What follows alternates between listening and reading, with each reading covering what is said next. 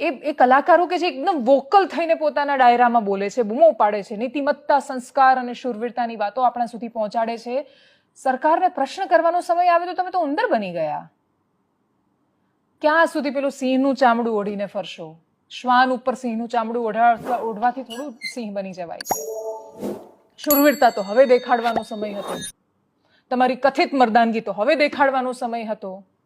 અત્યારે તો સમય છે બોલવાનો.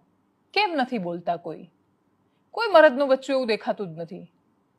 અને જો તમે નથી બોલતા તો પછી શૂરવીરતાની મહેરબાની કરીને કોઈ ડાયરામાં વાતો નહીં કરતા. જોઈએ કોની સરકાર છે એ ચિંતા કર્યા વગર અવાજ ઉઠવો જોઈએ ને તમારા માટે બોલવો જોઈએ. જો તમે એ પ્રકારનો સમાજ પેદા નથી કરી શકતા તો પછી કોઈ મતલબ નથી. વાતો કર્યા કરજો, આ ઘટના ભૂલાઈ જશે. પછી આ જ લોકો તમારા કાર્યક્રમોમાં આવવાના છે, આ જ લોકો તમારા નાટકો જોવાના છે, આ જ લોકો તમારો ડાયરો સાંભળવાના છે. વાહ, સરકારે આ કરી દીધું, એના પર વખાણ કર્યા કરજો અને પછી પોતાની જાતને શૂરવીર એમ